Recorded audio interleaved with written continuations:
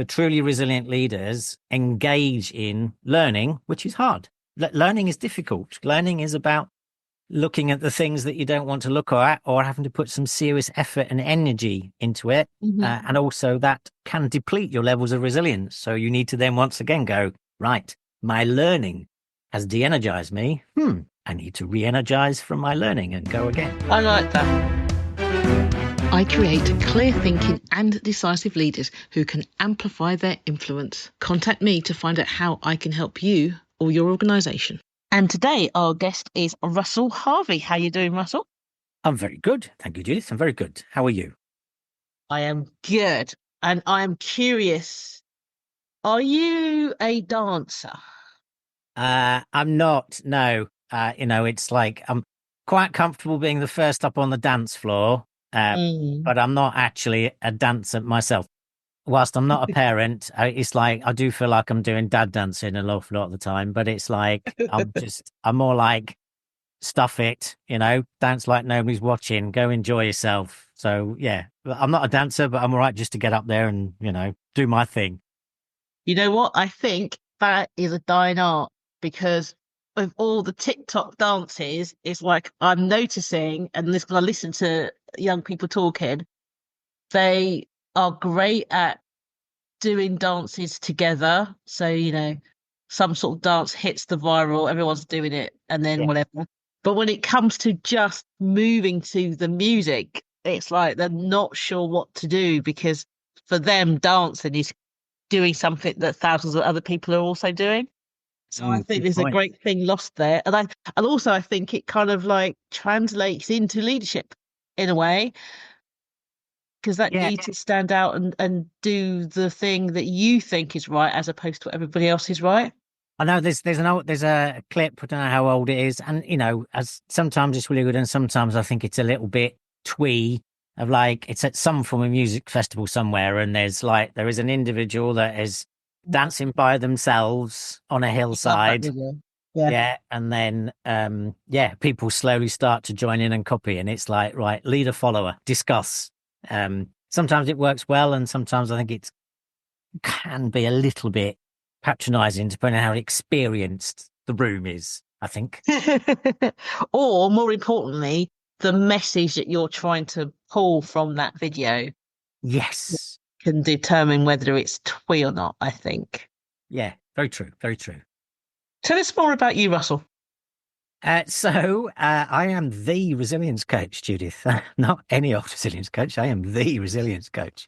So a little bit about me. So whole career in learning, leadership, organizational development. I describe myself today as a coach and a facilitator, all through this lens of what on earth does it really mean to be a resilient leader, for the individual themselves. So I specialize in how to lead yourself and others well in a full-on crazy world.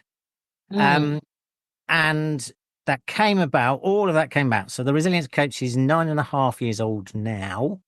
And that came about originally 1996 in Hong Kong. I was part of the round the world trip with my lovely girlfriend at the time, now my wife. And we were in Hong Kong and I was teaching just people off the street English lessons. And something magical was happening in the room and I didn't quite know what it was. It turned out later, people learning. And I thought, do you know what? I want to do this for a living, but I don't know what this is. And also, I know I don't want to be a teacher in a school. That wasn't my thing. So when we finished traveling, came back to the UK and sort of said, I think I want to be a business trainer. I think that's what you call what I do. So I adore people having their light bulb moments and their realization moments. And that feeds into my purpose, which is one of the dimensions of being resilient. And then my whole career went from there. So it was literally business trainer, all sorts of different industries. And that culminated in me 9.5 years ago, setting up the resilience coach. Yeah. And what makes you the resilient coach rather than a resilient coach? What's the difference? Well, it was nice. I was doing a speech last week and I was introduced by someone and they said they'd been doing a bit of research and asked some people that worked with me. And they said, actually, he lives and breathes and stick a rock, bleeds resilience. It's who he is. And I have been talking about this topic for about 14 years. And so I think that becomes part of it. A very nice, one of my best mates said to me over a beer a few years ago, "You're just you all the time, Russell. There's no sort of difference. You turn up to everything in the same way as essentially you and the resilience coach." So I think it's just a combination of me and who I am, and my value system, and a little bit, well, Judith, is the marketing thing. I'm like, I'm not any old resilience coach. It's like, no, it's I've got the moniker for the website. So I'm the resilience coach. Okay, that makes a lot of sense. So you brought up two things there, I think, that's really key. One is that kind of living your truth consistently every way that you go. And I think there's a huge gap that people have where they live in a version of themselves in different places, which can be quite difficult. Yeah. So I think that's interesting. And also, you're talking about having the right personal brand that you are indistinguishable, like between you and the business brand as well. So I think branding is really important so that there is a big difference between the resilient coach and a resilient coach. So I think that's quite interesting. Yeah, absolutely. It is. And so, through all of the time of supporting leaders, and then, these things of, authenticity, genuineness, role modeling, they come up as part of leadership. And it's taken me a while, and I'm still not sure of where I am on this, but a lot of the time I was really struggled with people that were actually being genuine, but they were about, this is who I am, this is my leadership style. And I actually realized I didn't like it. Mm-hmm. And then I had to do it in my own head, I had to do that thing, or to talk to a mate or a fellow coach and go, yeah, they're being authentic, they're being genuine, which is what we talk about. But actually, I don't agree with their style and their approach. So, which am I more bothered about? That they're being authentic. There is an alignment between what they say and what they do. But actually, I don't agree with it. What do I do with that one? Essentially, that's part of it. But so it was really important to me to think about what my value system is, and live my purpose. And so, yeah, that's most definitely it. And it is about people learning. So my purpose is, by the year 2025, I want to positively affect 100,000 people. And right now I'm up to 76,012-ish. Now, I was less bothered originally about putting some numbers to that, but people say, well, it's got to be SMART, Russell, SMART. I went, yeah, okay, all right. And the positively affect is actually where the differentiator is for me. That's about, when people interact with me, my intention is that they'll learn something about themselves. As a one-on-one leadership coach, they'll learn about who they are, what they want to do, where they're at now, where they're going to get to, what their value system is, how resilient they are, what they need to do to become more resilient, etc., etc., etc.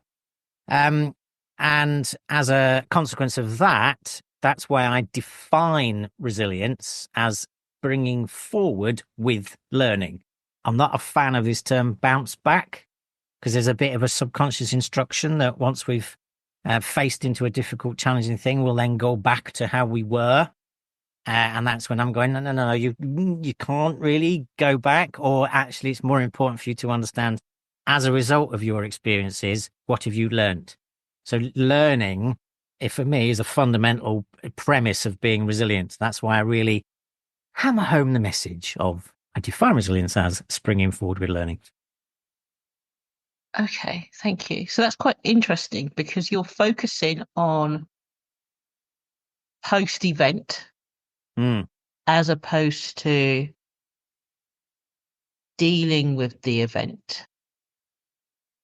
Well, in that, yeah, absolutely. So there is an element of, so how you then connect those things together. I say, look, my follow-up is to spring forward to learning, is to think about, what does that look like in terms of some habitual leadership behaviors.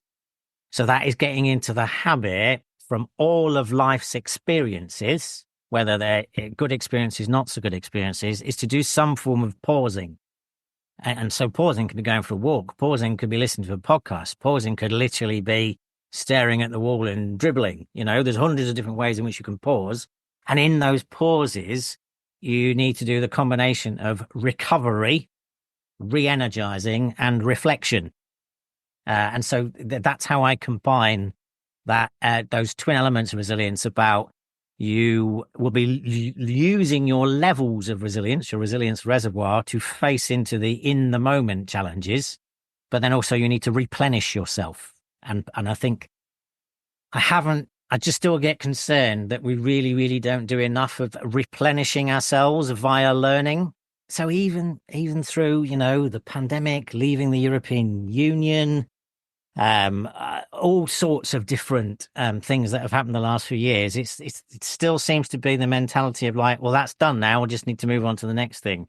And I'm going, and what have you learnt? And quite often that's met with tumbleweeds, essentially.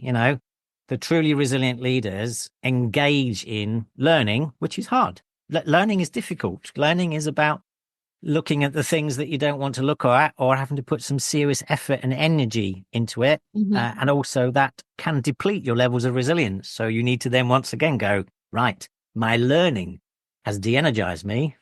I need to re-energize from my learning and go again. I like that.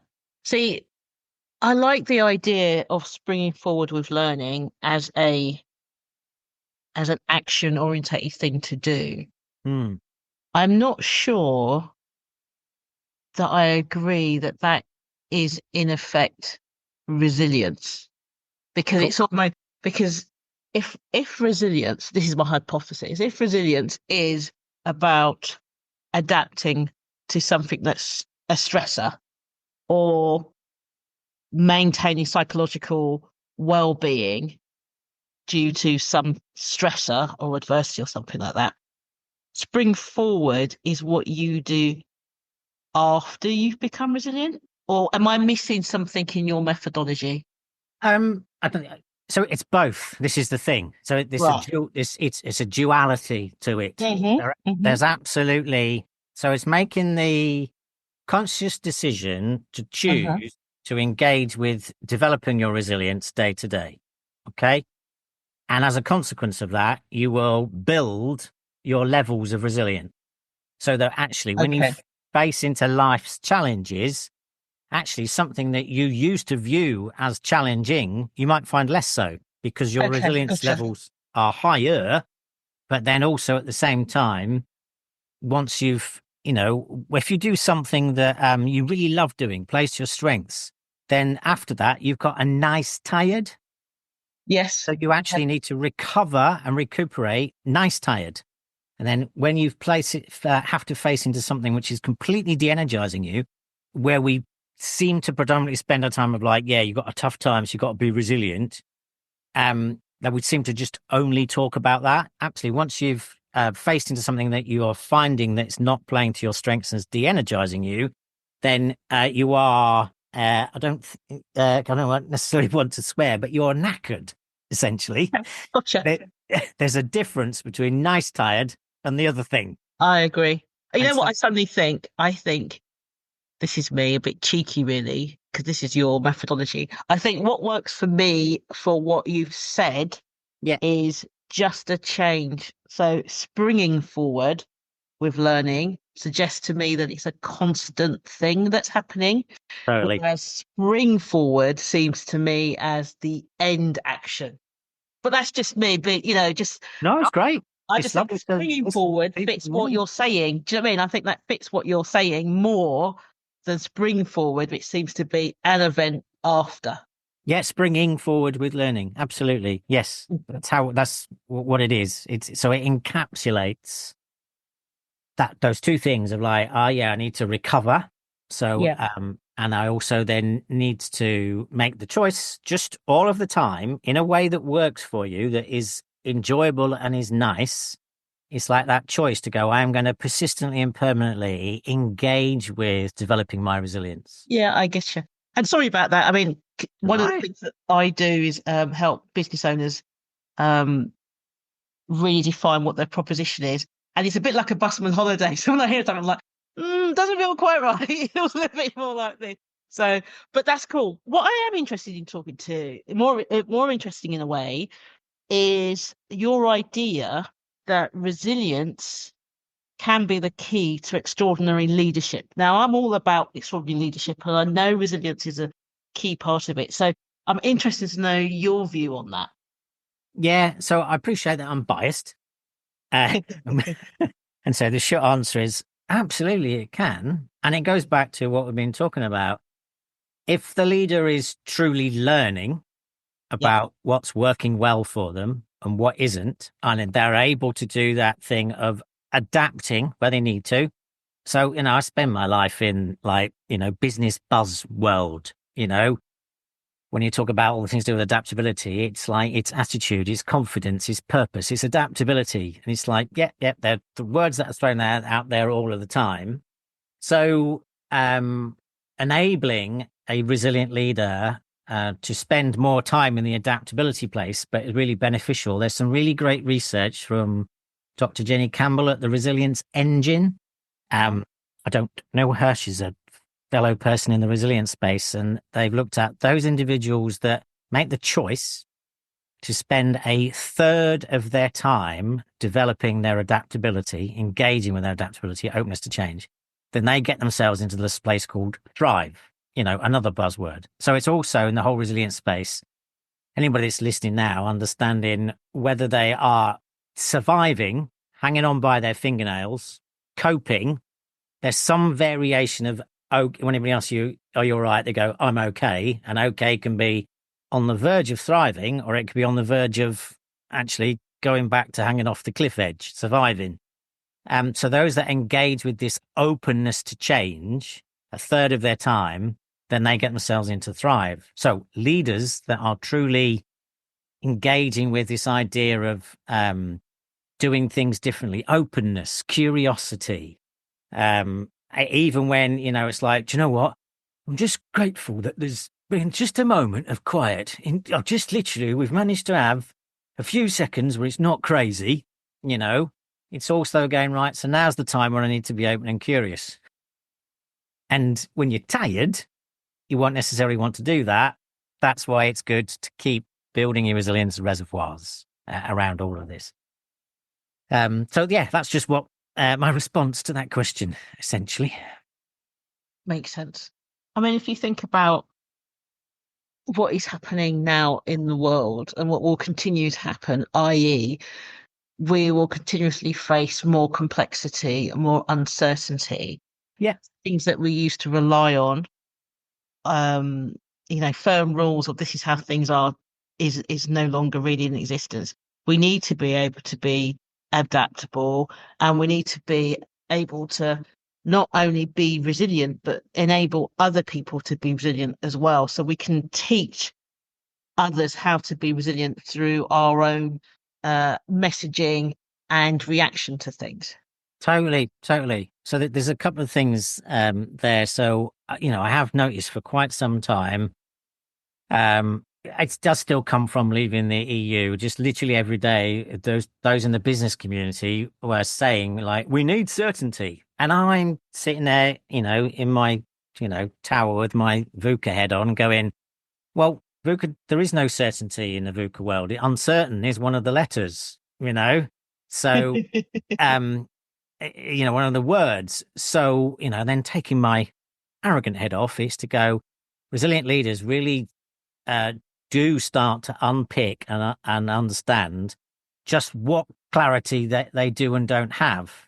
And a lot of the time it's engaging with leaders that support to actually, in this particular instance, we have agreed that the only clarity that you've got is that there isn't any. And how do you feel about that? In this instance, we've agreed the only clarity we've got is that. So that's just really is interesting about supporting resilient leaders that are building resilient teams to go, actually, uncertainty is the norm.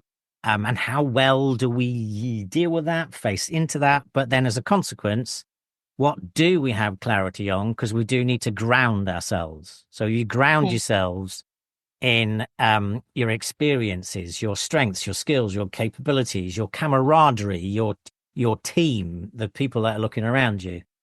And some of that is why I also hopefully to make life slightly easier for leaders, I just say to them, look, just think about it, leadership in this way of like, you are only responsible for three things as a leader, and that is delegating brilliantly to people's strengths, removing the blockages to people performing, and building a resilient team. And I say, so rule of three, there's a lot behind those three, but essentially, if you need something to hang your hat on day to day about what am I here to do, a lot of my clients and a lot of sessions that I've facilitated, people have gone, do you know what, that rule of three just worked for me, Russell. That just helped so much to go, yeah, I know there's a lot in those three buckets, but literally, if there's only three things that I'm doing, that has simplified my world, and I'm grateful for that. Thank you for that. I'm wondering then, how do you build a resilient team? What are the key components you need to do? Yeah, so it's the same for the individual and the team. So when anybody ever asks me the question, how do I build my resilience, Russell, or how to build a resilient team? So based upon Robertson Cooper's research around resilience, I've got the resilience wheel on the website, and it's like there's 7 aspects to it. So once again, it's words that, buzzwords. So heart of resilience is attitude. Then it's your purpose, your confidence, your adaptability, how you're supporting each other. It's our storytelling, the meaning we attach to events, and it's this word energy. So how you build your own on a human level, how you build it on a leadership sense, and how you do it on a team. It's these 7 aspects of the wheel. So it's like, what's the fundamental attitude of the team? How are they thinking, feeling, reacting to? What's the value system around it? What is the purpose of these Swedish human beings coming together? And that's less about the KPIs and the data. It's more about what are the outcomes of us suite of human beings coming together? What's our purpose? What we're here to do? And then it is about all those different aspects of the wheel. And the leader, needs to instigate it. But then it is about the conversation amongst them all. They don't have to take ownership and responsibility for delivering all of that. It's a collective effort. And behind all of that is all the things that we know around psychological safety, emotional intelligence. You can talk about high-performing teams, and you can link it to some of or all of the 7 aspects around the resilience wheel. Okay. When you work with your clients and you tell them about energy, what do they take from that? What do they feel that you mean, and how do you get them to use their energy well? Yeah, so that for me is strengths. So I use a psychometrical strength scope. So predominantly, that's what I mean by energy. And sometimes that's also where the well-being word comes into there. So I'm not a specialist in diet and exercise. The 5 ways to well-being from the NHS. For me, I'm predominantly around, do you know what your natural energizers are from this strength scope tool? And are you playing to those strengths? Are you harnessing them? Are you utilizing them in the best way possible? How aware are you of what de-energizes you day to day? So the best way to think about it is imagine, so if you're thinking ahead to the week ahead in your diary, and it's, you've got lots of things booked in your diary, work-wise or life-wise, it's like, where are your eyes drawn to? What are you looking forward to? Because then you might say, oh, yeah, Tuesday afternoon, I'm going to a meeting about Project Z. Oh, and I love that because da-da-da-da. And when you explore that, then you'll find out, actually, they're probably being able to play to their strengths more in that space. And they might go, oh, yeah, Thursday morning, oh, yeah, I'm going to meet these people about Project F. Oh, God, yeah. Oh, not there. And if you unpick that, it's likely that they are not actually harnessing and being able to play to their strengths in that moment. So it's understanding over the course of their working week, working fortnight, how often are they playing to their natural strengths? And then actually, if there's a lot of times when they're not, how can they bring their strengths into play in those moments? And those will affect their levels of energy, and playing to your strengths builds natural resilience and natural confidence. So that's where the energy space is. It's about strengths. Thank you for that. I wasn't sure what you meant by that, because I know that sometimes corporates can have an aversion to the word energy.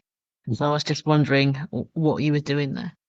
All right, then. I think before we wrap up, what would you like to leave with the audience? Is there a couple of key points or something? I'd really like to work optimism.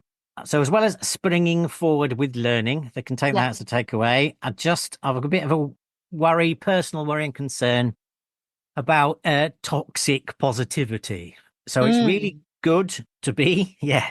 And it's interesting the reactions I get when you say that. So it's fantastic to be positive. And for everybody's listening now, the route to positivity, thinking about it through this word optimism. Now, if you look up the dictionary definition of optimism, they use the word positive to describe it. So I know I might sound like I'm splitting hairs, but just bear with me, So optimism starts with grounded in reality. So for a resilient leader to be able to have a quality conversation under this banner of optimism, it does take a suite and a raft of skills. So grounded in reality is having this proper, safe conversation about the things that aren't working and also about what's not working behaviorally. What are we not doing behaviorally that we should be doing? Or actually the size and the scale of the business challenge that we've got, just how bad things are, and being able to have that conversation without it depressing people and them going into a spiral, essentially. So it's grounded in reality. So it's having a real quality conversation about the reality of the situation, and there's no head in the sand, and doing that well. Then the next thing that you do is to go, right, let's now look at our strengths, my strengths, your levels of resilience, your capabilities, your experiences, your attitude, your mindset, everything that you have and I've got, and go, oh, actually, I am starting to get genuine feelings of hope that we can face into this challenge. And do you know what? That hope is making me feel positive.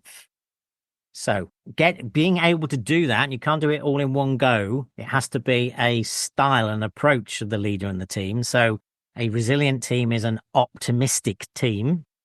But being able to do that well is really useful. So I'm wanting people to shift away from, yeah, we know it's not great, but you just got to be positive. I don't think that's very helpful. And so I would like people to be really understanding what optimism means and how you can get to genuine feelings of hope and positiveness. I like that. Words without action doesn't really mean anything, does it? No, it really doesn't. It really doesn't. Russell, it's been great having you on the show. Thank you. Thank you.